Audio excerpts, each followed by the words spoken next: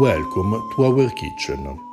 Today we prepare medieval gnocchi, a recipe for gnocchi from Anonimo Meridionales cookbook, written in the 14th century. We start with ingredients. We need flour, bread, parmigiano and eggs. We need flour, bread without crust, an egg, 2 pinches of salt and a little water. We need a dough that is soft but not sticky.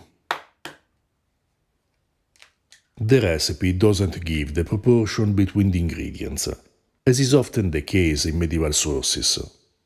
But fortunately there are several other gnocchi recipes in medieval and Renaissance sources that can help us understand how to prepare this dish. Bartolomeo Scappi, in his 16th century opera, provides an almost identical recipe, recommending 2 libbre of flour, 1 libra of bread without crust, hot broth or water, and 4 eggs. 1 libra weighs about 330 grams. This source describes 2 methods for making gnocchi. One involves rolling a piece of dough on the back of a grater to make it concave. The other is the same method mentioned by Anonimo Meridionale, where we have to place a roll of dough on a board and cut small pieces directly into boiling water. The difference is that in the latter case, Scappi recommends using the minimum amount of flour necessary to obtain a dough that isn't sticky. Similar gnocchi appear not only in culinary sources, but also in literature, such as the beautiful mock heroic poem Baldus, written in the 16th century by Teofilo Folengo, in which the Muses prepare gnocchi and roll them down a mountain of cheese for the enjoyment of those below. These Muses are different from those of conventional epics. They are fat Muses who inspire Folengo in his poetic deeds by feeding him macaroni to make him a pot-bellied poet. Although in Italy today the word gnocchi often refers to a preparation with potatoes, recipes similar to this one are still prepared, made with ingredients such as semolina, flour and bread, sometimes kneading the dough with eggs and cheese, which is essential to seasoning gnocchi. Whereas Anonimo Meridionale uses only cheese, following tradition, Bartolomeo Scappi also uses sugar, cinnamon and butter.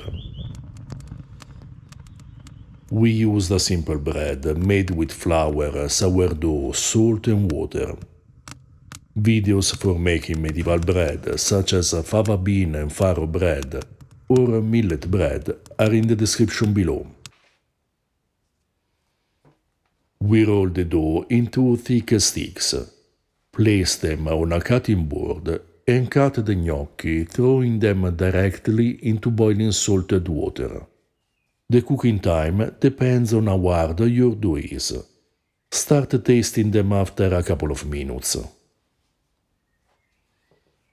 To learn more about pasta in historical cuisine, read our book Early Italian Recipes, Cereals, Bread, Pasta and Pies, with recipes from the Antiquity to the Renaissance, and an introduction to the historical uses of cereals, basic preparations and ingredients.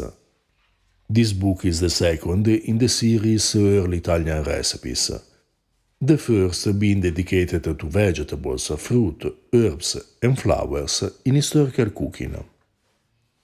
For more information on medieval cooking, read the Observatione Ciborum, Early Medieval Recipes at the Court of the Franks, Registrum Coquine, a Medieval Cookbook, and Libro della Cucina, Medieval Tuscan Recipes. Links to buy our books are in the description below. In addition, you can find the translations of historical sources on our Patreon page, along with several articles about ancient and medieval food.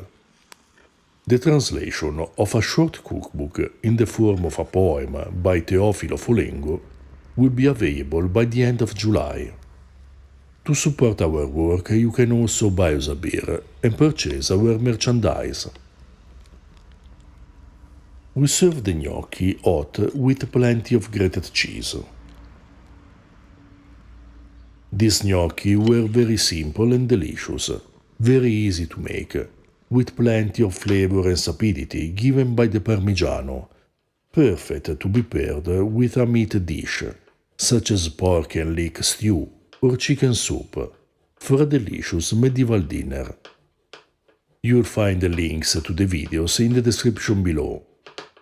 Other possible variations are seasoning them with the ingredients recommended by Scappi, using pecorino instead of Parmigiano, or adding a little pepper to the cheese.